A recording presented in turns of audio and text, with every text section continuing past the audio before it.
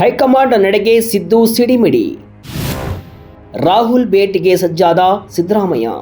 Vijaya Karnataka web ವೀಕ್ಷಕರಿಗೆ ನಮಸ್ಕಾರ. ನಾನು ಶಿವಮೂರ್ತಿ ಸೊರಬ. ರಾಜ್ಯ ಕಾಂಗ್ರೆಸ್ನಲ್ಲಿ ಮುಂದಿನ ಸಿಎಂ ಯಾರು ಎಂಬ ಜಟಾಪಟಿ ತಾರಕಕ್ಕೆ ಏರಿದೆ. ಶಾಸಕರು, ಸಚಿವರು ಬಹಿರಂಗವಾಗಿ ಆಕ್ರೋಶವನ್ನ ಹೊರಹಾಕ್ತಾ ಇದ್ದಾರೆ. ಇತ್ತ ಸಿದ್ದರಾಮಯ್ಯ ಹಾಗೂ ಡಿಕೆಶಿ ಇಬ್ಬರು ಕೂಡ ಹೈಕಮಾಂಡ್ ನತ್ತ ಬಟ್ಟು ಮಾಡಿ ಸೈಲೆಂಟ್ ಆಗಿದ್ದಾರೆ. ಆದ್ರೆ ಸಮಸ್ಯೆ ಬಗೆಹರಿಸಬೇಕಾದ ಹೈಕಮಾಂಡ್ ಮಾತ್ರ ಮೌನವನ್ನ ವಹಿಸಿದೆ. ಇದು ಈಗ ಸಿದ್ದರಾಮಯ್ಯನವರಿಗೆ ಸಿಟ್ಟನ್ನ ತರಿಸಿದೆ. ಹೈಕಮಾಂಡ್ ಮೌನದಿಂದ ಸೃಷ್ಟಿಯಾಗಿರುವ ಈ ಅನಿಶ್ಚಿತತೆಯನ್ನ ಅಂತ್ಯಗೊಳಿಸಲು ಈಗ ಸ್ವತಃ ಸಿದ್ದರಾಮಯ್ಯನವರೇ ಅಖಾಡಕ್ಕೆ ಇಳಿದಿದ್ದಾರೆ. ಸಿಎಂ ಸಿದ್ದರಾಮಯ್ಯ ಈಗ ರಾಹುಲ್ ಗಾಂಧಿ ಭೇಟಿಗೆ ಸಜ್ಜಾಗಿದ್ದಾರೆ. ಆದ್ರೆ ಈ ಭೇಟಿ ಕೇವಲ ಮಾತುಕತೆಗಲ್ಲ, ಬದಲಾಗಿ ತಮ್ಮ ರಾಜಕೀಯ ವಿರೋಧಿಗಳಿಗೆ ಚೆಕ್ ಮೇಟ್ ಕೊಡಲು ಸಿದ್ಧಪಡಿಸಿರುವಂತಹ ಮಾಸ್ಟರ್ ಪ್ಲಾನ್ ಅಂತಾನೆ ಹೇಳಲಾಗ್ತಾ ಇದೆ. ಈ ಎಲ್ಲ ಆಟಕ್ಕೆ ಬ್ರೇಕ್ ಹಾಕುವುದಕ್ಕಾಗಿ ಟಗರು ಈಗ ರೆಡಿ ಆಗಿದೆ. ಹಾಗಾದ್ರೆ ಸಿದ್ದರಾಮಯ್ಯನವರ ಮಾಸ್ಟರ್ ಪ್ಲಾನ್ ಏನು? ರಾಹುಲ್ ಗಾಂಧಿ ಮುಂದೆ ಯಾವ ಅಸ್ತ್ರವನ್ನ ಬಳಸ್ತಾರೆ? ಡಿಕೆಶಿ ಟೀಮ್ಗೆ ನಡುಕ ಶುರುವಾಗಿದ್ದು ಯಾಕೆ? ಇನ್ಸೈಡ್ ಮಾಹಿತಿ ಇದೆ.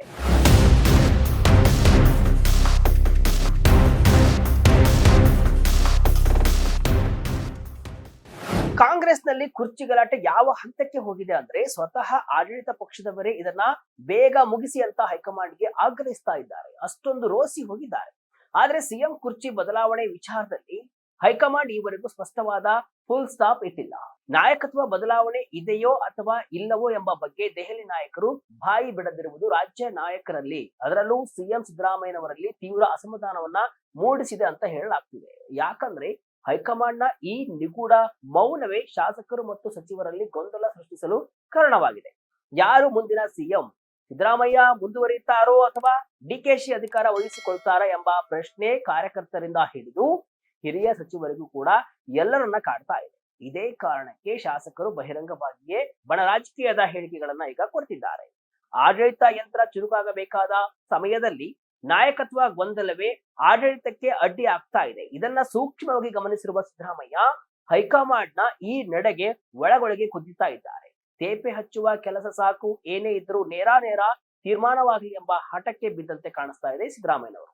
ಹೈಕಮಾಂಡ್ ಸ್ಪಷ್ಟ ಸಂದೇಶ ನೀಡದಿದ್ರೆ, ನಾಯಕತ್ವದ ಅನಿಶ್ಚಿತತೆ ಹೀಗೆಯೇ ಮುಂದುವರೆದ್ರೆ ಅದು ಪಕ್ಷಕ್ಕೆ ಮತ್ತು ಸರ್ಕಾರಕ್ಕೆ ಡ್ಯಾಮೇಜ್ ಮಾಡುತ್ತೆ ಎಂಬುದು ಕೂಡ ಸಿದ್ದರಾಮಯ್ಯನವರ ವಾದ. ಈ ಹಿನ್ನೆಲೆಯೇ ಅವರು ರಾಹುಲ್ ಗಾಂಧಿ ಅವರನ್ನ ಭೇಟಿಯಾಗಿ ಈ ಎಲ್ಲಾ ಗೊಂದಲಗಳಿಗೆ ಇತಿಶ್ರೀ ಹಾಡಲು ನಿರ್ಧರಿಸಿದ್ದಾರೆ. ಅವರ ಈ ಭೇಟಿಯ ಹಿಂದಿನ ಪ್ರಮುಖ ಅಜೆಂಡಾವೇ ಹೈಕಮಾಂಡ್ ನ ಮೌನವನ್ನ ಮುರಿಯುವುದು ಮತ್ತು ತಮಗೆ ಮುಕ್ತ ಹಸ್ತ ನೀಡುವಂತೆ ಒತ್ತಾಯಿಸುವುದು. ಸಿದ್ದರಾಮಯ್ಯನವರ ತಂತ್ರ ಫಲಿಸುತ್ತಾ? ಸಿದ್ದು ಮಾತಿಗೆ ರಾಹುಲ್ ಓಕೆ ಅಂತಾರ? ಈಗ ಹಸಿರು ವಿಚಾರಕ್ಕೆ ಬರೋಣ. ಸಿದ್ದರಾಮಯ್ಯನವರು ರಾಹುಲ್ ಗಾಂಧಿ ಅವರ ಅಪಾಯಿಂಟ್ಮೆಂಟ್ ಕೇಳಿರುವುದು ಕೇವಲ ದೂರು ಹೇಳುವುದಕ್ಕಲ್ಲ, ಅವರ ಬತ್ತಳಿಕೆಯಲ್ಲಿ ಒಂದು ಬ್ರಹ್ಮಾಸ್ತ್ರವಿದೆ. ಅದೇ ಸಂಪುಟ ಪುನಾರಚನೆ. ಕಳೆದ ಹಲವು ತಿಂಗಳುಗಳಿಂದ ನೆನೆಗುದಿಗೆ ಬಿದ್ದಿರುವ ಸಂಪುಟ ಪುನಾರಚನೆಯ ಪ್ರಕ್ರಿಯೆಗೆ ಚಾಲನೆ ನೀಡುವುದು ಅವರ ಪ್ರಮುಖ ಉದ್ದೇಶ. ಸಿದ್ದರಾಮಯ್ಯನವರ ಲೆಕ್ಕಾಚಾರ ತುಂಬಾನೇ ಪಕ್ಕಾ ಆಗಿದೆ. ಸಂಪುಟದಲ್ಲಿರುವ ಸುಮಾರು 15 ಮಂದಿ ಸಚಿವರನ್ನ ಕೈಬಿಟ್ಟು ಅಷ್ಟೇ ಸಂಖ್ಯೆಯ ಹೊಸ ಮುಖಗಳಿಗೆ, ಅಂದರೆ ಹೊಸ ಶಾಸಕರಿಗೆ ಮಂತ್ರಿಗಿರಿ ನೀಡುವ ಪ್ರಸ್ತಾಪವನ್ನ ಅವರು ರಾಹುಲ್ ಗಾಂಧಿ ಮುಂದೆ ಇಡಲಿದ್ದಾರೆ. ಖಾಲಿ ಇರುವ ಸ್ಥಾನಗಳು ಸೇರಿದಂತೆ ಒಟ್ಟು 15ಕ್ಕೂ ಹೆಚ್ಚು ಸ್ಥಾನಗಳನ್ನ ಭರ್ತಿ ಮಾಡುವುದು ಅವರ ಪ್ಲಾನ್. ವಾಸ್ತವವಾಗಿ ಈ ಪ್ರಕ್ರಿಯೆ ಕಳೆದ ವರ್ಷದ ಕೊನೆಯಲ್ಲೇ ನಡೆಯಬೇಕಾಗಿತ್ತು. ಆದ್ರೆ ನಾಯಕತ್ವ ಬದಲಾವಣೆ ಹಾಗೂ ಹೈಕಮಾಂಡ್ ಮಟ್ಟದ ರಾಜಕೀಯ ಬೆಳವಣಿಗೆಗಳಿಂದಾಗಿ ಅದು ಮುಂದೂಡಲ್ಪಟ್ಟಿತ್ತು. ಈಗ ಅದನ್ನೇ ಮುಂದಿಟ್ಟುಕೊಂಡು ಸಿದ್ದರಾಮಯ್ಯ ದೆಹಲಿ ವಿಮಾನ ಏರಲು ಸಜ್ಜಾಗಿದ್ದಾರೆ.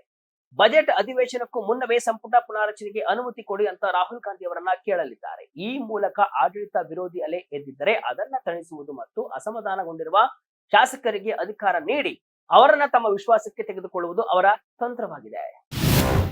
ಸಿಎಂ ಕುರ್ಚಿ ಉಳಿಸಿಕೊಳ್ಳಲು ಮಸ್ತ್ ಪ್ಲಾನ್. ಸಂಪುಟ ಪುನಾರಚನೆ ಅಸ್ತ್ರಕ್ಕೆ ಡಿಕೆಶಿ ಟೀಮ್ ಗಲಿಬಿಲಿ. ಇಲ್ಲಿ ಅಡಗಿರುವ ಅತಿ ದೊಡ್ಡ ರಾಜಕೀಯ ಸೂಕ್ಷ್ಮತೆ ಏನಂದ್ರೆ ಸಿದ್ದರಾಮಯ್ಯನವರ ಈ ನಡೆ ನೇರವಾಗಿ ಡಿಕೆ ಶಿವಕುಮಾರ್ ಅವರಿಗೆ ಕೊಡುತ್ತಿರುವಂತಹ ಟಕ್ಕರ್ ಅಂತ ವಿಶ್ಲೇಷಣೆಯನ್ನ ಮಾಡಲಾಗ್ತಿದೆ. ಯಾಕೆ ಗೊತ್ತಾ? ಒಂದು ವೇಳೆ ರಾಹುಲ್ ಗಾಂಧಿ ಅವರು ಸಂಪುಟ ಪುನಾರಚನೆಗೆ ಗ್ರೀನ್ ಸಿಗ್ನಲ್ ಅನ್ನ ಕೊಟ್ರೆ ಅದರ ಅರ್ಥ ಇಷ್ಟೇ, ಸದ್ಯಕ್ಕೆ ನಾಯಕತ್ವ ಬದಲಾವಣೆ ಇಲ್ಲ ಅಂತ. ಸಂಪುಟ ಪುನಾರಚನೆಯಂತಹ ದೊಡ್ಡ ಪ್ರಕ್ರಿಯೆ ನಡೆದ್ರೆ ಕನಿಷ್ಠ ಮುಂದಿನ ದಿನಗಳಲ್ಲಿ ಮುಖ್ಯಮಂತ್ರಿಯನ್ನ ಬದಲಾಯಿಸುವ ಪ್ರಸ್ತಾಪವೇ ಬರುವುದಿಲ್ಲ. ಹೊಸ ಸಚಿವರು ಬಂದು ಖಾತೆ ಹಂಚಿಕೆಯಾಗಿ ಅವರು ಕೆಲಸ ಮಾಡಲು ಸಮಯ ಬೇಕಾಗುತ್ತೆ. ಹೀಗಿರುವಾಗ ತಕ್ಷಣ ಸಿಎಂ ಬದಲಾವಣೆ ಅಸಾಧ್ಯ. ಸಿದ್ದರಾಮಯ್ಯನವರಿಗೆ ಇದು ಚೆನ್ನಾಗಿ ಗೊತ್ತಿದೆ. ಸಂಪುಟ ಪುನರಚನೆಯ ಮೂಲಕ ತಮ್ಮ ಬೆಂಬಲಿಗರಿಗೆ ಮಣೆ ಹಾಕಿ ಪಕ್ಷದ ಮೇಲಿನ ಹಿಡಿತವನ್ನ ಬಿಗಿ ಮಾಡಿಕೊಳ್ಳುವುದು ಅವರ ಮಾಸ್ಟರ್ ಪ್ಲಾನ್. ಇದು ಪರೋಕ್ಷವಾಗಿ ಡಿಕೆಶಿ ಬಣಕ್ಕೆ ನುಂಗಲಾರದ ತುತ್ತಾಗಲಿದೆ. ಡಿಕೆಶಿ ಸಿಎಂ ಆಗುವ ಕನಸು ಕಾಣುತ್ತಿರುವಾಗ ಸಿದ್ದರಾಮಯ್ಯ ಸಂಪುಟ ವಿಸ್ತರಣೆ ಮಾಡಿ ಆಡಳಿತ ಭದ್ರಪಡಿಸಿಕೊಂಡ್ರೆ ಡಿಕೆಶಿ ಇನ್ನಷ್ಟು ಕಾಲ ಕಾಯಬೇಕಾಗುತ್ತೆ. ಹೀಗಾಗಿ ರಾಹುಲ್ ಗಾಂಧಿಯಿಂದ ಪರ್ಮಿಷನ್ ಪಡೆಯುವುದು ಸಿದ್ದರಾಮಯ್ಯ ಪಾಲಿಗೆ ಅಳಿವು ಉಳಿವಿನ ಪ್ರಶ್ನೆ ಆದ್ರೆ ಅದು ಸಿಗದಂತೆ ತಡೆಯುವುದು ಕೂಡ ಡಿಕೆಶಿ ಪಾಲಿಗೂ ಕೂಡ ಮುಖ್ಯವಾಗಿರುತ್ತೆ. ಮತ ಯಾಚನೆಗೆ ಸಿದ್ದರಾಮಯ್ಯ ಪಟ್ಟು. ಸಿದ್ದರಾಮಯ್ಯನವರ ಆತ್ಮವಿಶ್ವಾಸ ಎಷ್ಟಿದೆ ಅಂದ್ರೆ ರಾಹುಲ್ ಗಾಂಧಿ ಭೇಟಿಯ ವೇಳೆ ಅವರು ಮತ್ತೊಂದು ಕಠಿಣ ಸಂದೇಶವನ್ನ ರವಾನಿಸಲಿದ್ದಾರೆ ಅಂತ ಹೇಳಲಾಗ್ತಿದೆ. ಮೂಲಗಳ ಪ್ರಕಾರ ಒಂದು ವೇಳೆ ನನ್ನ ನಾಯಕತ್ವದ ಬಗ್ಗೆ ಹೈಕಮಾಂಡ್ಗೆ ಅಥವಾ ಪಕ್ಷದಲ್ಲಿ ಯಾರಿಗಾದ್ರೂ ಗೊಂದಲವಿದ್ರೆ ಶಾಸಕಾಂಗ ಪಕ್ಷದ ಸಭೆಯನ್ನ ಕರೆಯಲು ಅನುಮತಿಯನ್ನ ಕೊಡಿ, ನಾನು ಶಾಸಕರ ಮುಂದೆ ವಿಶ್ವಾಸ ಮತ ಯಾಚಿಸುತ್ತೇನೆ ಅಂತ ಸಿದ್ದರಾಮಯ್ಯನವರು ನೇರವಾಗಿ ಕೇಳುವ ಸಾಧ್ಯತೆ ಇದೆ ಅಂತ ಹೇಳಲಾಗ್ತಿದೆ. ಇದು ಸಿದ್ದರಾಮಯ್ಯನವರ ಅತ್ಯಂತ ಬಲವಾದ ವಾದ. 2023ರಲ್ಲಿ ಪಕ್ಷ ಅಧಿಕಾರಕ್ಕೆ ಬಂದಾಗ ಶಾಸಕಾಂಗ ಪಕ್ಷದ ಸಭೆಯಲ್ಲಿ ಶಾಸಕರ ಅಭಿಪ್ರಾಯದ ಮೇರೆಗೆ ತಾನು ಆಯ್ಕೆಯಾಗಿದ್ದೆ ಎಂಬುದನ್ನು ಅವರು ಇಲ್ಲಿ ನೆನಪಿಸಲಿದ್ದಾರೆ. ಪ್ರಜಾಪ್ರಭುತ್ವದ ಪ್ರಕಾರ ಶಾಸಕರು ಆಯ್ಕೆ ಮಾಡಿದ ನಾಯಕ ನಾನು. ಈಗಲೂ ಬಹುತೇಕ ಶಾಸಕರು ನನ್ನ ಪರವಾಗಿದ್ದಾರೆ. ಹಾಗಾಗಿ ಮತ್ತೆ ಅನಿವಾರ್ಯವಾದರೆ ಶಾಸಕಾಂಗ ಪಕ್ಷದಲ್ಲೇ ನಾಯಕನ ಮರು ಆಯ್ಕೆ ಪ್ರಕ್ರಿಯೆ ನಡೆಯಲಿ ಎಂಬುದು ಅವರ ದಿಟ್ಟ ನಿಲುವು. ಶಾಸಕರ ಬೆಂಬಲ ತಮಗಿದೆ ಎಂಬ ಅಚಲ ವಿಶ್ವಾಸ ಸಿದ್ದರಾಮಯ್ಯನವರಲ್ಲಿ ಕಾಣಿಸ್ತಾ ಇದೆ. ಈ ಸವಾಲು ಹಾಕುವ ಮೂಲಕ ತಾವು ಕುರ್ಚಿ ಬಿಟ್ಟುಕೊಡಲು ಸುಲಭವಾಗಿ ತಯಾರಿಲ್ಲ ಎಂಬುದನ್ನ ಹೈಕಮಾಂಡ್ಗೆ ಮನವರಿಕೆ ಮಾಡಿಕೊಡುವುದು ಸಿದ್ದರಾಮಯ್ಯನವರ ಉದ್ದೇಶ. ಗೃಹ ಸಚಿವ ಪರಮೇಶ್ವರ್ ಹೊಸ ಬಾಂಬ್. ದೆಹಲಿಯಲ್ಲಿ ಇಷ್ಟೆಲ್ಲ ಬೆಳವಣಿಗೆಗಳಾಗುವ ಮುನ್ಸೂಚನೆ ಇರುವಾಗಲೇ ಇತ್ತ ಬೆಂಗಳೂರಿನಲ್ಲಿ ಹೇಳಿಕೆಗಳ ಸಮರ ಜೋರಾಗಿದೆ. ಅದರಲ್ಲೂ ಗೃಹ ಸಚಿವ ಪರಮೇಶ್ವರ್ ಅವರು ಹೊಸ ಬಾಂಬ್ ಅನ್ನ ಸಿಡಿಸಿದ್ದಾರೆ. ಇಷ್ಟೆಲ್ಲ ಒತ್ತಡ ಹಾಕಿದ್ರು, ಚರ್ಚೆಗಳು ನಡೆದ್ರು, ಹೈಕಮಾಂಡ್ ಏನು ಹೇಳಿಲ್ಲ ಅಂದ್ರೆ ಅದರ ಅರ್ಥ ಏನು? ನಾಯಕತ್ವ ಬದಲಾವಣೆ ಇಲ್ಲ ಅಂತ ತಾನೆ. ಈ ರೀತಿಯಾಗಿ ಕ್ಲಾರಿಟಿ ಕೊಡುವ ಮೂಲಕ ಪರೋಕ್ಷವಾಗಿ ಸಿದ್ದರಾಮಯ್ಯನವರ ಪರ ಬ್ಯಾಟ್ ಬೀಸಿದ್ದಾರೆ. ಹೈಕಮಾಂಡ್ ನ ಮೌನವನ್ನೇ ಸಿದ್ದರಾಮಯ್ಯನವರ ಮುಂದುವರಿಕೆಗೆ ಸಮ್ಮತಿ ಅಂತ ಅರ್ಥೈಸಿದ್ದಾರೆ. ಇನ್ನೊಂದೆಡೆ ಸಿಎಂ ಪುತ್ರ ಯತೀಂದ್ರ ಸಿದ್ದರಾಮಯ್ಯನವರು ಕೂಡ ಒಂದು ಹೆಜ್ಜೆ ಮುಂದೆ ಹೋಗಿ ಸಿಎಂ ಬದಲಾವಣೆ ಇಲ್ಲ, ಹೈಕಮಾಂಡ್ ಗ್ರೀನ್ ಸಿಗ್ನಲ್ ಕೊಟ್ಟಿದೆ ಅಂತ ವಿಶ್ವಾಸವನ್ನ ವ್ಯಕ್ತಪಡಿಸಿದ್ದಾರೆ. ಈ ಎಲ್ಲಾ ಹೇಳಿಕೆಗಳು ಕೂಡ ಸಹಜವಾಗಿಯೇ ಡಿಕೆ ಶಿವಕುಮಾರ್ ಬಣಕ್ಕೆ ಇರುಸು ಮುರುಸು ಉಂಟನ್ನ ಮಾಡಿದೆ. ತಮ್ಮ ನಾಯಕನಿಗೆ ಅನ್ಯಾಯವಾಗ್ತಾ ಇದೆ, ಹೈಕಮಾಂಡ್ ವಿಳಂಬ ಧೋರಣೆಯನ್ನು ಅನುಸರಿಸ್ತಾ ಇದೆ ಅಂತ ಡಿಕೆಶಿ ಅಭಿಮಾನಿಗಳು ಮತ್ತು ಆಪ್ತ ಶಾಸಕರು ಕುದಿತಾ ಇದ್ದಾರೆ. ಪರಮೇಶ್ವರ್ ಮತ್ತು ಯತೀಂದ್ರ ಅವರ ಹೇಳಿಕೆಗಳು ಬೆಂಕಿಗೆ ತುಪ್ಪ ಸುರಿದಂತೆ ಕಾಣಿಸ್ತಾ ಇದೆ.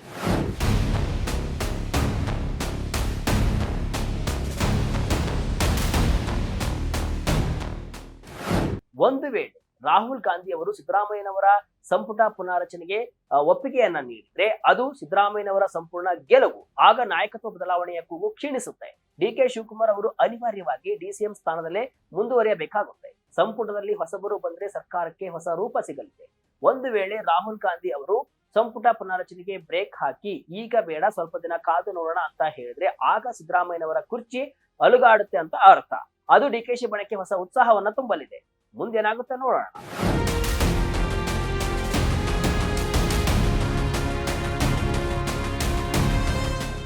ಒಟ್ಟಿನಲ್ಲಿ ನಾಯಕತ್ವ ಬದಲಾವಣೆ ಚರ್ಚೆಯಿಂದ ಸಿಟ್ಟಾಗಿರುವಂತಹ ಸಿದ್ದರಾಮಯ್ಯನವರು ಈಗ ರಾಹುಲ್ ಗಾಂಧಿ ಅವರನ್ನ ಭೇಟಿಯಾಗಲು ಸಜ್ಜಾಗಿದ್ದಾರೆ.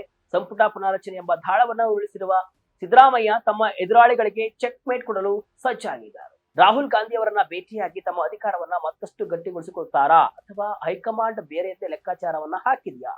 ಸದ್ಯದ ಇದು ಕುತೂಹಲ. ಸಂಪುಟ ಪುನಾರಚನೆಗೆ ಗ್ರೀನ್ ಸಿಗ್ನಲ್ ಸಿಕ್ಕರೆ ಸಿದ್ದರಾಮಯ್ಯನವರ ಕುರ್ಚಿ ಮತ್ತಷ್ಟು ಭದ್ರ ಆದಂತೆ ಅಲ್ಲಿಗೆ ಡಿಕೆಶಿ ಅವರ ಸಿಎಂ ಕನಸು ಸದ್ಯಕ್ಕೆ ನನಸಾಗುವುದು ಕಷ್ಟ. ಮುಂದೇನಾಗುತ್ತೆ ಅನ್ನೋದನ್ನ ಕಾದ್ ನೋಡ್ಬೇಕಿದೆ. ಇದಿಷ್ಟು ಇವತ್ತಿನ ವಿಶೇಷ. ಇದೇ ರೀತಿಯ ಹಲವು ವಿಶ್ಲೇಷಣೆ ಮಾಹಿತಿ ಅಷ್ಟೇ ಅಲ್ಲ, ಮನರಂಜನೆಯ ವಿಡಿಯೋಗಳಿಗಾಗಿ ವಿಜಯ ಕರ್ನಾಟಕ ವೆಬ್ಸೈಟ್, ಫೇಸ್ಬುಕ್ ಹಾಗೂ ಯೂಟ್ಯೂಬ್ ಪೇಜ್ ಅನ್ನ ಫಾಲೋ ಮಾಡಿ. ಧನ್ಯವಾದಗಳು.